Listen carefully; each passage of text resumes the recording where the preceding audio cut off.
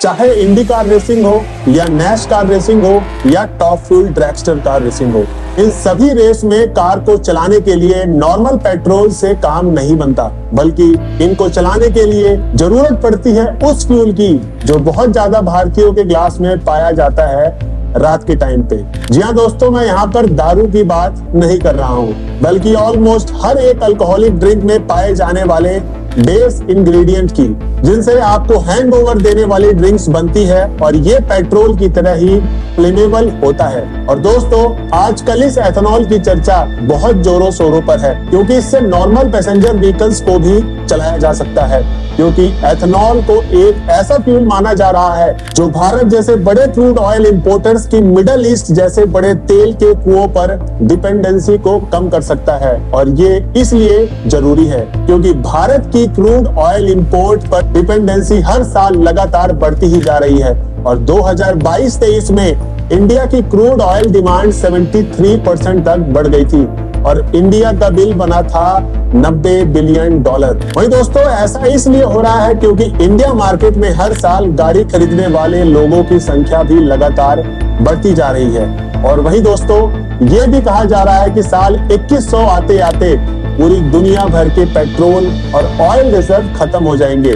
और वही दोस्तों, पेट्रोल के बारे में हम जब भी सुनते हैं तो दिमाग में आता है कि पेट्रोल के दाम बढ़ रहे हैं। ऐसे टाइम पे पूरी दुनिया में दौड़ लगी हुई है जिससे हमारी गाड़ियों और शहर बिना पेट्रोलियम के ही चल सके। इसलिए आज हम बात करने वाले हैं एक ऐसे टेक्नोलॉजी, एक ऐसे कॉन्सेप्ट के बारे में जो शायद भविष्य में पेट्रोल की दिक्कत को पूरी तरीके से खत्म कर सकता है। इस टेक्नोलॉजी का नाम है फ्लेक्स फ्यूल इंजन। केंद्रीय मंत्री नितिन गडकरी ने आज देश की पहली फ्लेक्स फ्यूल इंजन वाली कार लॉन्च की है।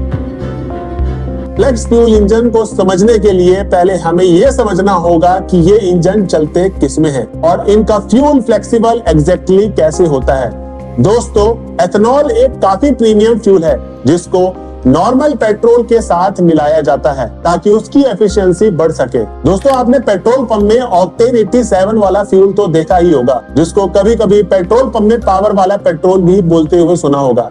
एक्चुअली में वो पेट्रोल ही है जिसमें 10% एथेनॉल होता है। आपको बता दें कि एथेनॉल को प्योर फॉर्म में यूज नहीं किया जा सकता, उसकी ओवरऑल एनर्जी पेट्रोल से कम प्रोड्यूस होती है। अगर हम 1 लीटर पेट्रोल को यूज करें और 1 लीटर प्योर एथेनॉल को यूज करें तो पेट्रोल में 30% ज्यादा एनर्जी प्रोड्यूस होगी। वही दोस्तों, बात इंटरेस्टिंग होनी तब शुरू होती है जब हम देखते हैं कि एथेनॉल बनता कैसे है। जैसे हमें पता है कि पेट्रोल बनाने के लिए काफी पापड़ बेलने पड़ते हैं, लेकिन एथेनॉल बनाने के लिए पता है क्या लगता है?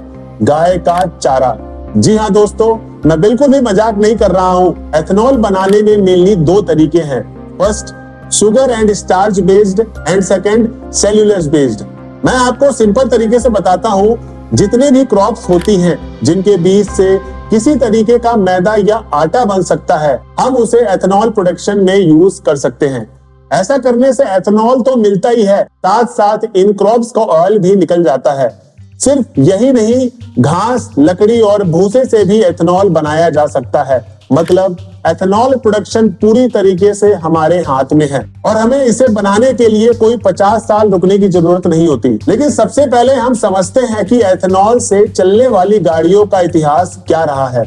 ये जो फ्लेक्सी फ्यूल है, इस पर चलने वाली गाड़ियां आज से लगभग 100 साल पहले ही आ गई थी। 1908 से 1927 के बीच में बनाई गई फोर्ड मॉडल की एथेनॉल ब्रांडेड पेट्रोल पर चलने में कैपेबल थी और इस कार में एडजस्टेबल जेटिंग वाला कार्बोरेटर दिया गया था, जिसके कारण ये पॉसिबल हो गया था। और फोर्ड के अलावा और भी ऑटोमेकर्स थे जिन्होंने ऐसा करना चालू कर दिया था क्योंकि पेट्रोल काफी सस्ता था।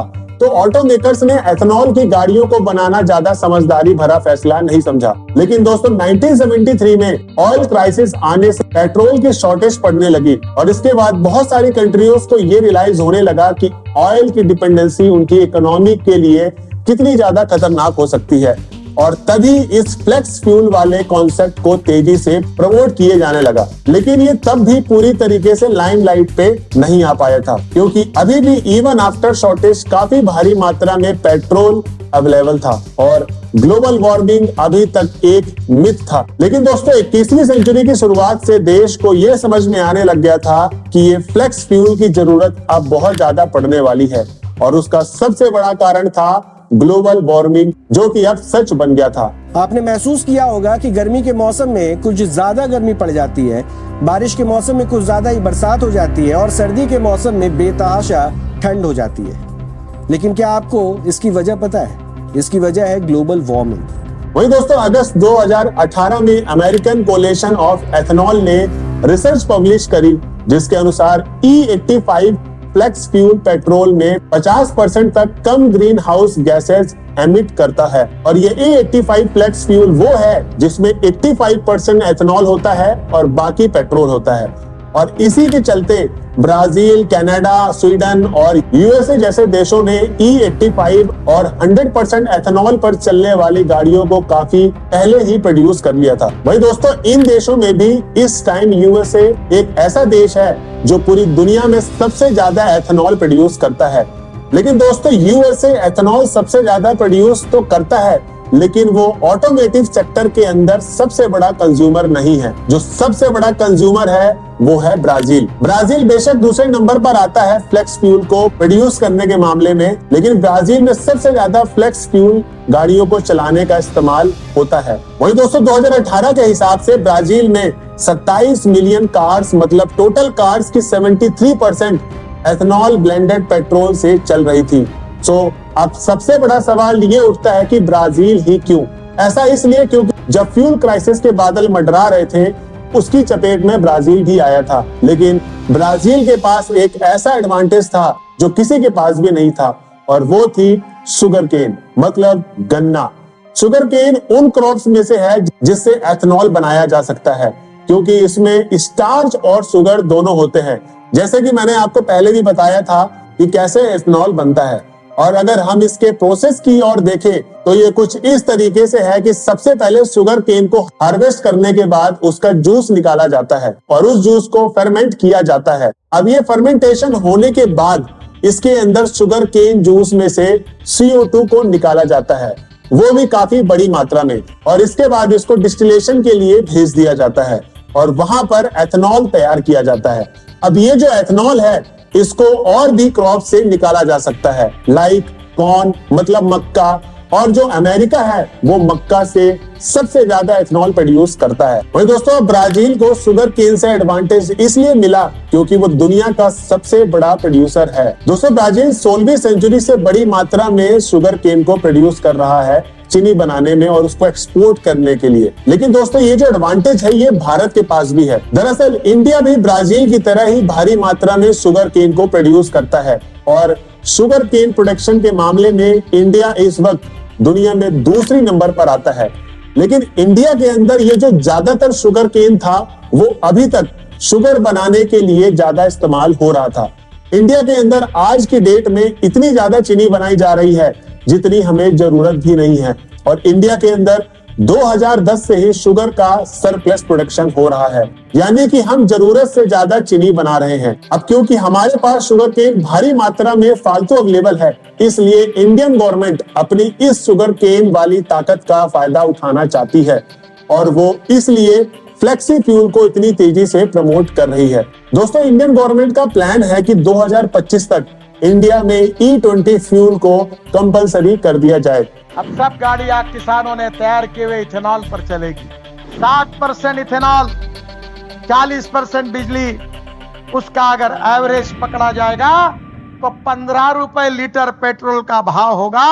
वहीं दिसंबर 2022 को society of Indian automatic manufacturers के एक इवेंट को एड्रेस करते हुए हमारे देश के road and transport minister Nitin Gadkari ji ने कहा था कि हर साल क्रूड ऑयल के प्राइसेस लगातार फ्लक्चुएट होते रहते हैं और इससे हमें बहुत ज्यादा प्रॉब्लम्स होती है, और इसलिए हमको 100% फ्लेक्स फ्यूल व्हीकल्स की तरफ बढ़ना चाहिए। यानी कि ये एक क्लियर इंडिकेशन है कि इंडियन गवर्नमेंट एथेनॉल फ्यूल को लेकर कितनी ज्यादा इंटरेस्टेड है, और स्पेशली नितिन गडकरी जी। वही दोस्तों बात करते हैं इथेनॉल के आने से हमारे देश को क्या फायदा होगा।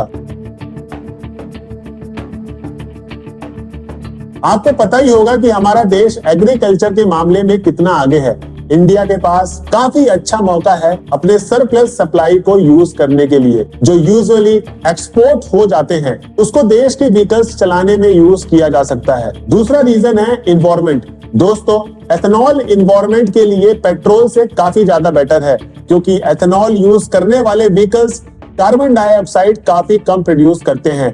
फॉर एग्जांपल E85 जो एक पॉपुलर एथेनॉल फ्यूल है, जिसमें 85% एथेनॉल होता है और 15% पेट्रोल, ऑलमोस्ट ना के बराबर है।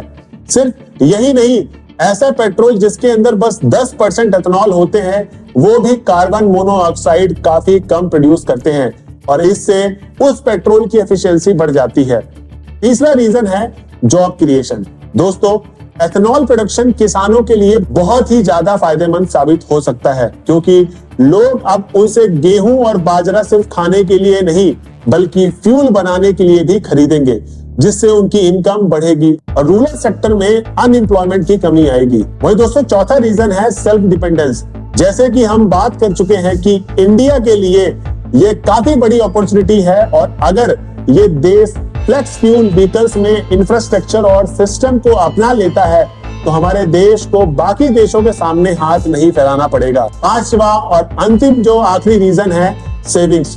दोस्तों, इंडिया ने एथेनॉल ब्लेंडेड पेट्रोल नाम के एक प्रोग्राम शुरू किया है, जिससे इंडिया का एनर्जी सिक्योरिटी काफी बढ़ गया है, जिसकी वजह से इंडिया के फॉरेन एक्सचेंज पर लगभग 42,000 करोड़ रुपए का फायदा हुआ है। दोस्तों, ये सब तो बात हो गई फ्लेक्स फ्यूल के इंजन के प्रोग्रेस के बारे में, बट अब आप ये भी सोच रहे होंगे कि अगर ये फ्लेक्स फ्यूल इतना ज्यादा सस्ता है और इतना ज्यादा इजीली अवेलेबल है और एफिशिएंट भी है, तो सभी देश इस फ्यूल को यूज क्यों नहीं कर रहे हैं? तो दोस्तों, आपको बता दें कि इसकी 3 मेजर रीजंस हैं। पहला है इशू ऑफ लैंड। दोस्तों, हमने अभी तक ये देखा है कि मक्का, गन्ना और अनाज से एथेनॉल का प्रोडक्शन होता है। ये सभी फसलें ऑब्वियसली खेतों में ही उगाई जाती है। साथ ही बढ़ती डिमांड को पूरा करने के लिए एथेनॉल को बड़े पैमाने पर बनाना होगा। इन दोनों बातों का ये मतलब है कि फसलों को भी बड़े पैमाने पर उगाना होगा, जिसके लिए कई एकड़ जमीनों की जरूरत पड़ेगी। अब समस्या ये है कि किसी के पास इतनी जमीन है ही नहीं, जिससे लोगों को जमीन किराए पे लेने की जरूरत पड़ जाती है। अब ये बिजनेस मॉडल रिस्की इसलिए हो जाता है क्योंकि अगर किसी साल बारिश या इरिगेशन की दिक्कत हुई या इथेनॉल का दाम गिर जाता है, तो जिसने भी किराए पर जमीन ले रखी होगी वो काफी मुश्किल में पड़ सकता है। दोस्तों, दूसरा सबसे बड़ा रीजन आता है environmental impact of ethanol distillation. दोस्तों, काफी मजे की बात है कि एथेनॉल को इस पेट्रोल और डीजल को रिप्लेस करने के लिए बनाया जा रहा है, लेकिन वो खुद बिना इन दोनों के नहीं चल सकता। दोस्तों, एथेनॉल प्रोडक्शन का एक बहुत अहम हिस्सा आता है डिस्टिलेशन, जिसमें रॉ एथेनॉल को गर्म किया जाता है, तब जाकर प्योर एथेनॉल मिलता है। लेकिन बात घूमकर फिर वही आती है कि एथेनॉल बनाने के लिए काफी ज्यादा पेट्रोल और डीजल की जरूरत पड़ती है और एथेनॉल जितना ज्यादा एनवायरमेंट फ्रेंडली है, उतना ही उसके प्रोडक्शन में एनवायरमेंट को नुकसान पहुंचता है। तीसरा रीजन जो लास्ट है, अनाज के रेट में बढ़ोतरी। अब दोस्तों, ये तो जाहिर सी बात है कि एथेनॉल बनाने से अनाज की शॉर्टेज होगी और खाने के दाम भी पेट्रोलियम की तरह बढ़ जाएंगे। एथेनॉल बनाने में सबसे इंपॉर्टेंट जो है वो है मक्का। अगर एथेनॉल का दाम बढ़ता है तो मक्के के दाम भी बढ़ जाएंगे। इससे नुकसान उन लोगों का होगा जो मक्के के बीज में इंटरेस्टेड हैं। इससे गाय भैंसों के लिए मक्के का चारा देना भी महंगा हो जाएगा। तो बेसिकली इन सब से हमें ये पता लगता है कि एथेनॉल की काफी फायदे भी हैं, लेकिन अभी पूरी दुनिया उस मुकाम पर नहीं है जब वो पूरी तरीके से एथेनॉल पर शिफ्ट कर जाए। बाकी दोस्तों, आपको क्या लगता है कि एथेनॉल के क्या क्या फायदे हैं और उसके क्या क्या नुकसान हैं? आप अपना ओपिनियन हमें कमेंट बॉक्स में जरूर बता सकते हैं। तो दोस्तों, यही थी आज की वीडियो हमारे सौरभ की पाठशाला में। अगर वीडियो आपको अच्छी लगी होगी तो अपने फ्रेंड सर्कल में इस वीडियो को जरूर शेयर करिए और हमारे चैनल को लाइक, शेयर, सब्सक्राइब करना ना भूलें, क्योंकि आपका प्यार हमारे लिए मोटिवेशन का काम करता है। तो दोस्तों, मिलते हैं नेक्स्ट वीडियो में। जब तक के लिए जय हिंद दोस्तों।